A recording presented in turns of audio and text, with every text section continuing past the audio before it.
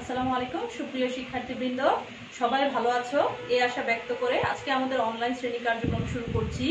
আজকে আমরা করব ফিন্যান্স, ব্যাংকিং ও বীমা দ্বিতীয় পত্র থেকে নবম অধ্যায় আমাদের ইলেকট্রনিক ও আধুনিক ব্যাংক। এই চ্যাপ্টারটি তোমাদের জন্য গুরুত্বপূর্ণ, কারণ হচ্ছে এই চ্যাপ্টার থেকে সবসময় একটি কোশ্চেন তোমাদের কলেজ পরীক্ষায় যেমনই আসবে তেমনি তোমাদের বোর্ড কোশ্চেনও এই চ্যাপ্টার থেকে একটি প্রশ্ন থাকবে। তো আজকে তোমরা মনোযোগ সহকারে এই চ্যাপ্টারটি দেখবে। আজকে আমরা তিনটি বিষয় নিয়ে আলোচনা করব। ইলেকট্রনিক ব্যাংকিং কি, ইলেকট্রনিক ব্যাংকিং এর সুবিধাসমূহ, ইলেকট্রনিক ব্যাংকিং এর গুরুত্ব। ব্যাংক কি সেটা তো আমরা জানি। ব্যাংক হচ্ছে এমন একটি আর্থিক প্রতিষ্ঠান যা জনগণের কাছ থেকে আমানত সংগ্রহ করে এবং সেই আমানতের বিপরীতে জনগণকে সুদ প্রদান করে। আবার সেই আমানতের টাকা জনগণের কাছ থেকে নিয়ে যাদের প্রয়োজন তাদের প্রয়োজনে ঋণ প্রদান করে থাকে এবং তার বিপরীতে সুদ গ্রহণ করে থাকে। এই যে প্রাপ্য এবং প্রদেয় সুদ, এই দুইয়ের পার্থক্য হচ্ছে ব্যাংকের মুনাফা। এখন ব্যাংকিং কি? ব্যাংকের সকল সামগ্রিক বৈধ যে সকল কার্যাবলী তাকেই বলা হয় ব্যাংকিং। যেমন আমানত সংগ্রহ করা, ঋণ প্রদান করা, গ্রাহককে অন্যান্য সুবিধা প্রদান করা। তাহলে এখন আমরা জানবো ইলেকট্রনিক ব্যাংকিং কি। ইলেকট্রনিক ব্যাংকিং হচ্ছে আধুনিক একটি ব্যাংক সেবা পদ্ধতি। আগের যুগে যেমন তোমাদের বাবা বা তোমাদের দাদারা যখন ছিলেন তখন তারা যখন ব্যাংকে লেনদেন করতো তখন ওনাদের কি করতে হতো, ওনারা যদি একটা চেক দিয়ে টাকা উঠাতে যেত তখন প্রথমে দেখা যেত গিয়ে চেকটা জমা দিতে হতো। জমা দেওয়ার পরে সেই চেক আবার একজন যে উনার কি ব্যাংকে অ্যাকাউন্ট আছে কিনা সেই ফাইল বের করে খুঁজে উনি কি অ্যাকাউন্ট হোল্ডার কিনা তা যাচাই করতো। তারপর একজনের কাছে চেকটা যাওয়ার পরে উনি সব যাচাই করতো যে চেকে যে অ্যামাউন্টটা লেখা আছে সেই পরিমাণ টাকা তার অ্যাকাউন্টে মজুদ আছে কিনা, বা উনার চেকের বা উনার অ্যাকাউন্টের উপরে কোনো ধরনের নিষেধাজ্ঞা আছে কিনা, এই সব কিছু যাচাই করার পরে নমুনা স্বাক্ষর যাচাই করা হতো। নমুনা স্বাক্ষর যাচাই করার পরে এই চেকটা আবার আরেকজনের কাছে যেত। উনি সকল পরীক্ষা নিরীক্ষা করার পরে ক্যাশের চেকটা যাওয়ার পরে ক্যাশের যে ব্যাংকার আছে উনি সেই টাকাটা প্রদান করতো। দেখা যেত একটা লেন্দি প্রসেস, অনেক দীর্ঘ একটি প্রক্রিয়া। এতে কি হতো, গ্রাহককে ঘন্টার পর ঘন্টা ব্যাংকে গিয়ে অপেক্ষা করতে হতো। তেমনি ভাবে ব্যাংকারদেরও অনেক ব্যাংকার নিয়োগ করতে হতো। দেখা যেত কি একটা কাজের জন্য এক একজনকে নিয়োগ করা হতো।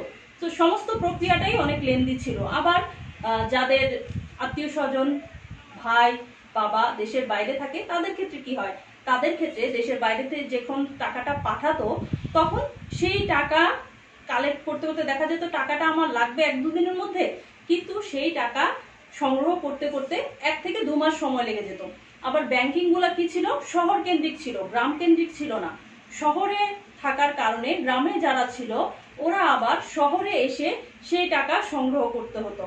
তো এই প্রক্রিয়াটা একটা দীর্ঘ প্রক্রিয়া হয়ে যেত। সো এখনকার যে ইলেকট্রনিক ব্যাংকিং তার কারণে অনলাইন ব্যাংক ব্যবস্থা, তার কারণে কি হচ্ছে, তার কারণে আমরা খুব দ্রুত সময়ে যখন ইচ্ছা যেখান থেকে খুশি টাকা সংগ্রহ করতে পারছি। তোমাদের বইয়ের ভাষায় যদি বলতে চাই ই ব্যাংকিং কি, ই ব্যাংকিং বা ইলেকট্রনিক ব্যাংকিং হচ্ছে একটি আধুনিক সেবা পদ্ধতি। এটি এমন এক ধরনের সেবা পদ্ধতি যেখানে উন্নততর ইলেকট্রনিক প্রযুক্তি ব্যবহার করে অতি দ্রুত, নির্ভুল এবং ব্যাপক বিস্তৃতভাবে ব্যাংকিং সেবা কার্যক্রম পরিচালনা করা হয়, যা সনাতন পদ্ধতি থেকে সম্পূর্ণ আলাদা। আগের যে ব্যাংকিং সেক্টর ছিল সেটা ছিল কায়িক শ্রম নির্ভর, বা বলতে গেলে কায়িক শ্রম বলতে আমরা কি বুঝি, যেগুলো হচ্ছে পার্সোনালি করতে হতো কাজটা। কিন্তু বর্তমানে আধুনিক সেবা বা কম্পিউটারাইজড সিস্টেম হয়ে যাওয়ার কারণে এখন সেই কায়িক শ্রম থেকে ব্যাংকিং যে সেবাটা সেটা সরে এসেছে। তাহলে চলো আমরা নেক্সট যে আমাদের টপিক সেটাতে চলে যাই। এখন আমরা ইলেকট্রনিক ব্যাংকিং এর ইতিহাস নিয়ে খুব সংক্ষিপ্তভাবে আলোচনা করব। দেখো, ইলেকট্রনিক ব্যাংকিং সর্বপ্রথম শুরু হয় 1961 সালে আমেরিকায়। আমাদের ইলেকট্রনিক ব্যাংকিং ও কম্পিউটার ইতিহাস দুটোই অঙ্গাঙ্গিভাবে জড়িত। কারণ ইলেকট্রনিক ব্যাংকিং এর বিশাল অংশ কম্পিউটার ও তথ্য প্রযুক্তির মাধ্যমে পরিচালিত হয়। যেহেতু কম্পিউটারের ইতিহাস খুব বেশি পুরাতন নয়, তাই ব্যাংকিং ব্যবস্থায় ইলেকট্রনিক ব্যাংকিং এর ইতিহাসও খুব দীর্ঘ নয়। সর্বপ্রথম 1961 সালে আমেরিকায় National Bank of New York প্রবর্তন করে কে? National Bank of New York electronic banking ব্যবস্থার প্রচলন ঘটায়। তখন ইলেকট্রনিক ফান্ড ট্রান্সফার সিস্টেম এর সাহায্যে তহবিল স্থানান্তরের কার্যক্রম চালানো হতো। পরবর্তীতে 1967 সালে যুক্তরাজ্যের বেয়ারলিজ ব্যাংক, এই যে দেখো বেয়ারলিজ ব্যাংক প্রথম ক্যাশ ডিসপেন্সার বা সিডি স্থাপন করে। বর্তমান ক্যাশ ডিসপেন্সারের তুলনায় এই মেশিনের কার্যক্ষমতা ছিল খুবই সীমিত, কারণ তখনও সবাই এই ব্যাংক নিয়ে গবেষণা চালায়নি। প্রথম বেয়ারলিজ ব্যাংকই এই ক্যাশ ডিসপেন্সারটা প্রথমে উদ্ভাবন করে। আর আধুনিক যে ই ব্যাংকিং সেটার যাত্রা শুরু হয় 1972 সালে।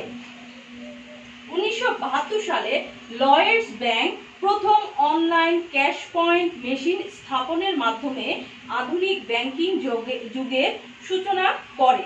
এই সকল ক্যাশ পয়েন্টে সর্বদা ম্যাগনেটিক স্ট্রিপ যুক্ত প্লাস্টিক কার্ড ব্যবহার করা হতো। ফলে এই সকল কার্ড দ্বারা গ্রাহকদের আলাদাভাবে শনাক্ত করা সম্ভব হতো। এই সকল মেশিন সরাসরি কেন্দ্রীয় কম্পিউটারের সাথে যুক্ত থাকতো। এরপর থেকেই আমাদের যে আধুনিক ব্যাংকিং ব্যবস্থা, যে ATM machine, automated teller machine, সেগুলি হচ্ছে তারই পথ ধরে এই যুগের সূচনা হয়েছে।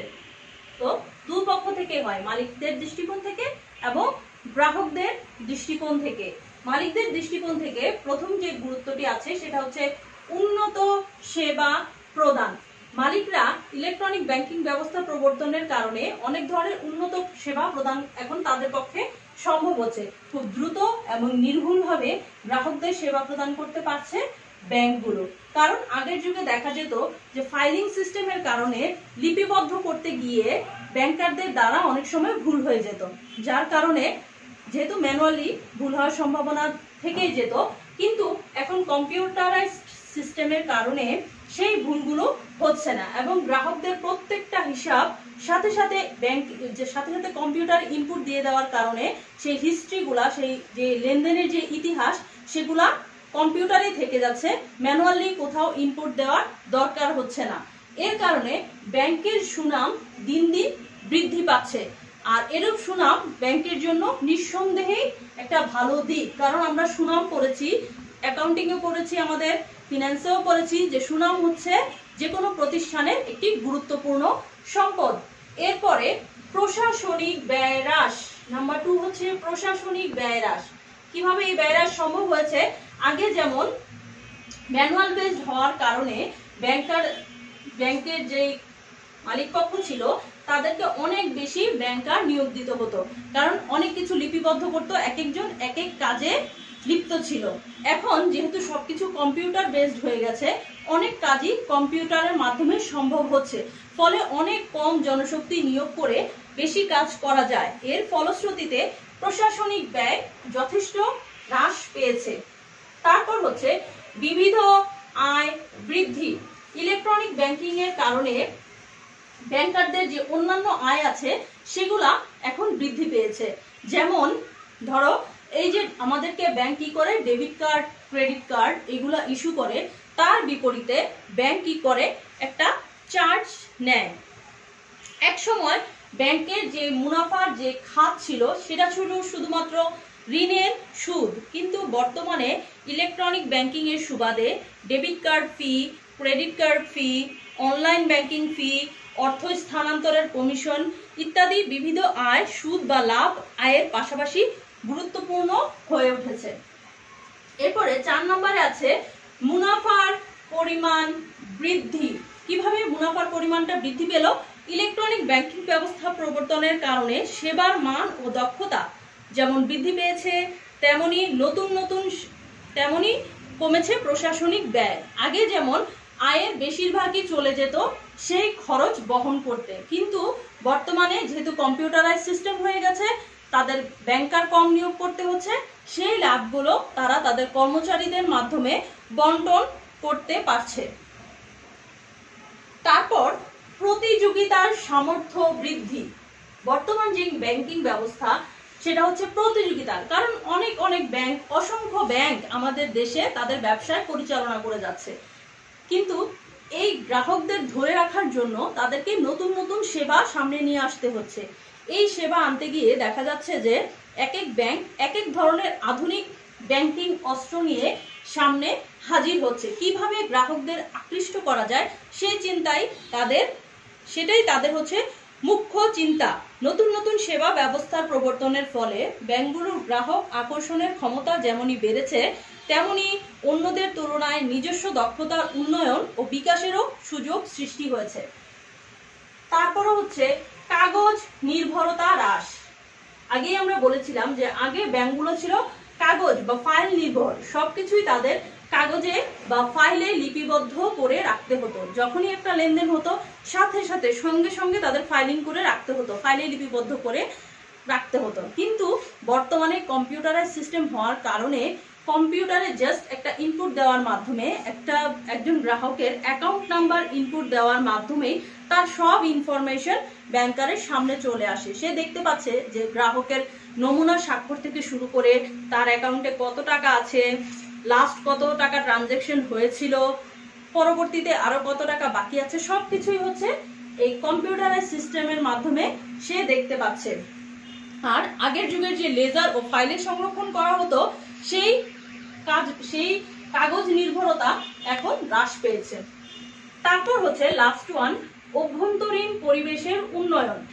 আগে যেমন দেখা যেত ব্যাংকারদের টেবিলগুলা ফাইলের স্তূপ দিয়ে ভরে থাকতো, কারণ তাদেরকে সবসময় ফাইলগুলো সামনে রাখতে হতো, কখন কোন গ্রাহক আসে তার ইনফরমেশন গুলা দেখা, তার অ্যাকাউন্ট নাম্বার বের করা, তার অ্যাকাউন্ট থেকে কত টাকা ট্রানজ্যাকশন হয়েছে সেটা দেখা, অ্যাকাউন্টে কত টাকা ব্যালেন্স আছে সেটা দেখা, সবকিছু ওই ফাইলিং সিস্টেমের মাধ্যমেই করতে হতো, আবার সবকিছু লিপিবদ্ধ করে রাখতে হতো। কিন্তু বর্তমানে কম্পিউটারাইজ সিস্টেম হওয়ার কারণে শুধুমাত্র একটি কম্পিউটার দিয়েই এই হাজার হাজার কাগজের কাজ হয়ে যাচ্ছে।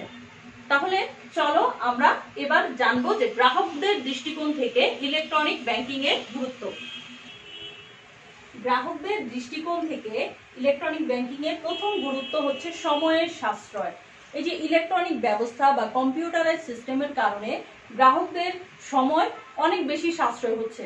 আগে যেমন একটা চেক দিয়ে কমপক্ষে আধা ঘন্টা, ম্যাক্সিমাম 2 থেকে 3 ঘন্টা অপেক্ষা করতে হতো, কিন্তু বর্তমানে ইলেকট্রনিক সিস্টেম হওয়ার কারণে, ইলেকট্রনিক ব্যাংকিং ব্যবস্থার কারণে 2 থেকে 3 মিনিটের মধ্যে চেকের টাকা গ্রাহক বুঝে নিয়ে যেতে পারে। আর বর্তমানে যে computer, data bank, ATM system, home banking, online banking ইত্যাদি ব্যবস্থা ব্যাংকের সকল কাজে ব্যাপক সময় সাশ্রয়ে সক্ষম হয়েছে। এখন আমাদেরকে টাকা আনতে আর ব্যাংকে গিয়ে লাইন ধরতে হয় না। এটিএম বুথের মাধ্যমে আমরা আমাদের কার্ড পাঞ্চ করে যখন খুশি তখন টাকা উঠিয়ে নিয়ে আসতে পারি এবং যখন খুশি টাকা জমা দিতে পারি ফাস্ট ট্র্যাকের মাধ্যমে। এছাড়াও অর্থ স্থানান্তরে আমাদেরকে এখন আর এক জায়গা থেকে আরেক জায়গায় যেতে হয় না। এটিএম বুথে গিয়ে যখন খুশি তখন একজনের অ্যাকাউন্ট থেকে আরেকজনের অ্যাকাউন্টে টাকা ট্রান্সফার করে দেওয়া যায়।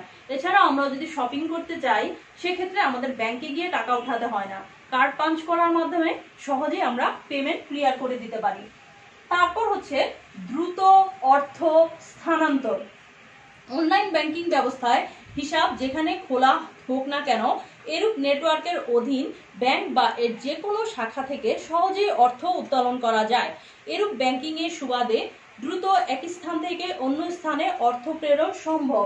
যেমন একজন ব্যবসায়ী যিনি রাজশাহী থেকে ঢাকার একজন ব্যবসায়ীর সাথে আমের ব্যবসা করে, এখন এই টাকা পে করতে হলে ঢাকার ব্যবসায়ী যিনি হচ্ছেন রাজশাহী থেকে আম আনাবেন তাকে কিন্তু টাকা পে করতে রাজশাহী যেতে হবে না। যে কোনো সময়, যে সকাল থেকে রাত পর্যন্ত 24 ঘন্টায় যে কোনো সময় সে খুব দ্রুততার সাথে যদি অ্যাকাউন্ট নাম্বার থাকে এই অর্থ স্থানান্তর করে দিতে পারে। তারপর হচ্ছে দ্রুত তথ্য প্রাপ্তি। আগেকার যুগে যেমন ফাইল বেসড যে সিস্টেমটা ছিল, যখন আমরা কোনো গ্রাহক ব্যাংকে যেতাম আমাদেরকে অ্যাকাউন্ট নাম্বার দিতে হতো, তারপর আমাদের সেই ফাইল খুঁজতে হতো, আধা ঘন্টা 1 ঘন্টা অপেক্ষা করার পরে ব্যাংকের একজন কেরানি গিয়ে সেই ফাইল খুঁজে নিয়ে আসতো এবং আমাদের সব ইনফরমেশন তখন আমরা দেখতে পেতাম, বা ব্যাংকার আমাদের ইনফরমেশন জানতে হলে সেই ফাইলের মাধ্যমে জানতো। কিন্তু বর্তমানে কম্পিউটার বেসড সিস্টেমের কারণে শুধু আমাদের অ্যাকাউন্ট নাম্বার যদি ব্যাংকারের কাছে থাকে, সে আমাদের সমস্ত ইনফরমেশন একদম জাস্ট এক ক্লিকের মাধ্যমে আমাদের সামনে হাজির করতে পারে। তারপর হচ্ছে নির্ভুল লেনদেন। মানবীয় সীমাবদ্ধতার বা জনগণের মানুষের যে সীমাবদ্ধতা, ভুল হওয়ার সম্ভাবনা থেকেই যায়। ইলেকট্রনিক ব্যাংকিং ব্যবস্থার সুবাদে এই সম্ভাবনা খুবই কমে গেছে। স্বয়ংক্রিয় গণনা যন্ত্র, কম্পিউটার নির্ভুলতা যাচাই, হিসাব তৈরি, লেনদেন ইত্যাদি কারণে হিসাবে ভুল হওয়ার সম্ভাবনা যথেষ্ট হ্রাস পেয়েছে। ফলে ব্যাংকের মাধ্যমে লেনদেনে মানুষের আগ্রহ বেড়েছে। তারপর লাস্ট ওয়ান হচ্ছে হিসাবে নিরাপত্তা। আগে দেখা যেত মানুষ যদি এক জায়গা থেকে আরেক জায়গায় টাকা নিয়ে যেত, সেক্ষেত্রে কি হতো, চুরি হয়ে যাওয়ার সম্ভাবনা থাকতো। ছিনতাইয়ের ঘটনা ব্যবসায়ীদের মাঝে প্রায়শই ঘটতো। টাকা নিয়ে যাওয়ার সময় টাকা চুরি হয়ে যেত বা পথে ছিনতাই হয়ে যেত।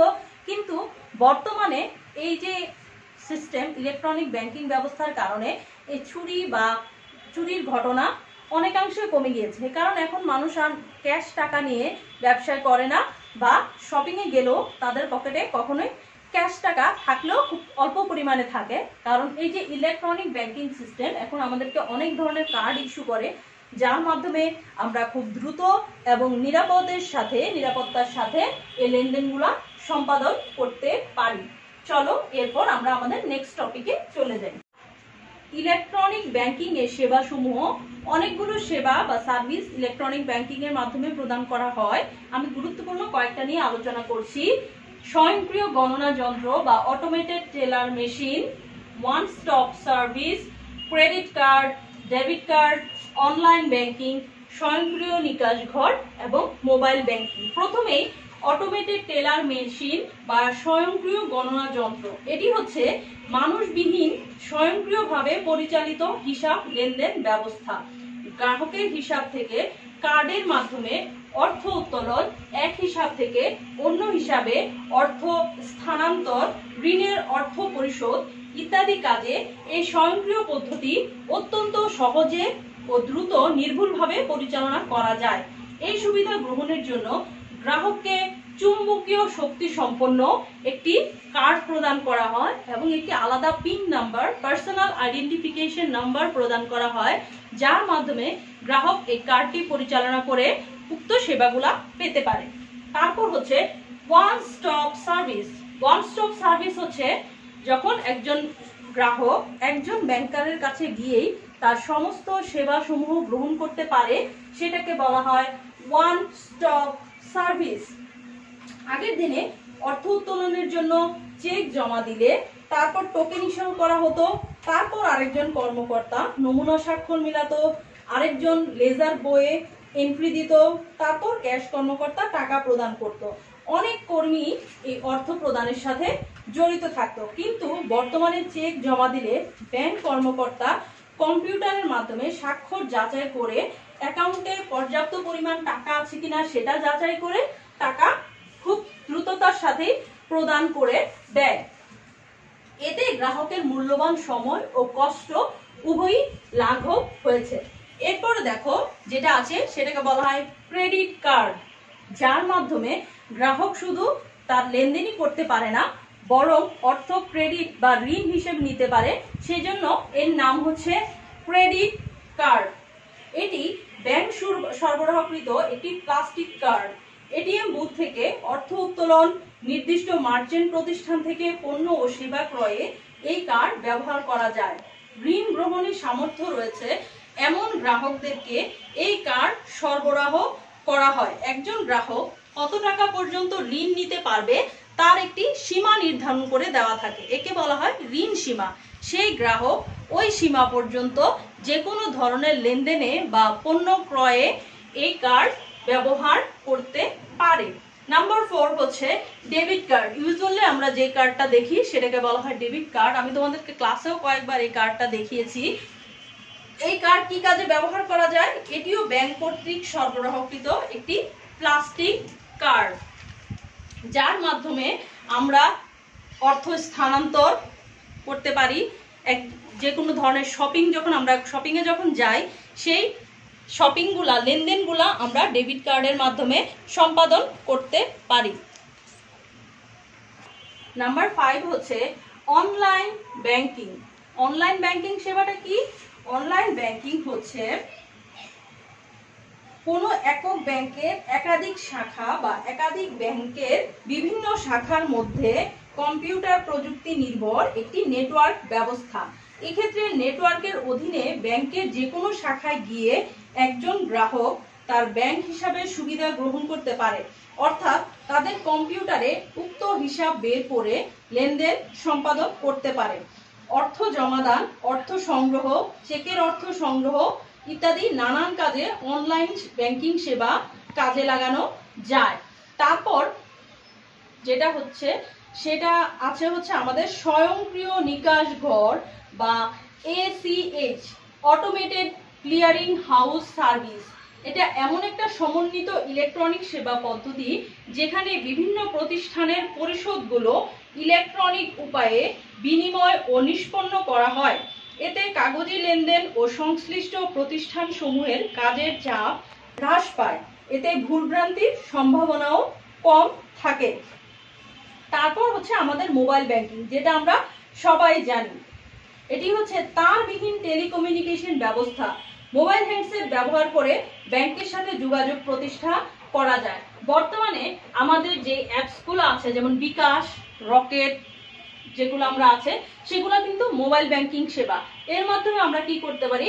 আমাদের যে পার্সোনাল হ্যান্ডসেট আছে তার মাধ্যমেই কি করতে পারি? টাকা ব্যালেন্স ট্রান্সফার করতে পারি, আমাদের মোবাইল রিচার্জ প্রয়োজন হলে তা করতে পারি, বিল পেমেন্ট করতে পারি, ওয়াসা, তারপর হচ্ছে বিদ্যুৎ বিল, যে কোনো ধরনের বিল সহজেই আমাদের হাতে থাকা মোবাইলের মাধ্যমে করতে পারি।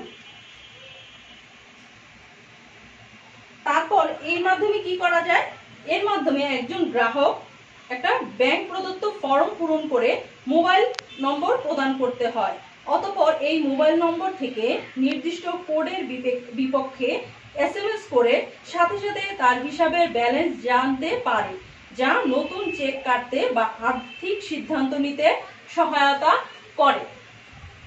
আশা করি তোমরা বুঝতে পেরেছো। যেহেতু এই চ্যাপ্টারটি খুবই ছোট এবং এর বোঝাও খুব সহজ, তো আশা করছি তোমরা এই চ্যাপ্টারটি পড়বে। এখন আমি কিছু গুরুত্বপূর্ণ প্রশ্ন তোমাদের জন্য লিখে দিব, যেগুলা থেকে আমি আশা করছি যে তোমরা পরীক্ষায় কমন পাবে। দেখো, এখানে আমি তোমাদেরকে কিছু প্রশ্ন লিখে দিয়েছি। এগুলো হচ্ছে জ্ঞানমূলক প্রশ্ন 5টি, এবং ওই পাশে হচ্ছে অনুধাবনমূলক প্রশ্ন। প্রথমে হচ্ছে ইলেকট্রনিক ব্যাংকিং কি? নাম্বার 2 হচ্ছে ডেবিট কার্ড কি? নাম্বার 3 ক্রেডিট কার্ড কি? নাম্বার 4 ওয়ান স্টপ সার্ভিস কি? নাম্বার 5 সুইফট কি? তারপর অনুধাবনের মধ্যে হচ্ছে ই ব্যাংকিং গুরুত্বপূর্ণ কেন? নাম্বার 2 ই ব্যাংকিং জগতে কাগজি মুদ্রা হ্রাস পাওয়ার কারণ কি? 3 নম্বর অনলাইন ব্যাংকিং এর সুবিধা কি? নাম্বার 4 ACH বা আমি যেটা বলেছিলাম অটোমেটেড ক্লিয়ারিং হাউস গুরুত্বপূর্ণ কেন? নাম্বার 5 মোবাইল ব্যাংকিং জনপ্রিয় কেন? আশা করি এখান থেকেই তোমাদের পরীক্ষায় কমন পাবে। সামনেই তোমাদের পরীক্ষা, তোমরা খুব ভালোভাবে পড়ালেখা করবে যেন পরীক্ষাটা সুন্দরভাবে দিতে পারো। আশা করছি সবাই ভালো থাকবে, সবাই সুস্থ থাকো, নিরাপদে থাকো, এই দোয়া করছি। আল্লাহ হাফেজ।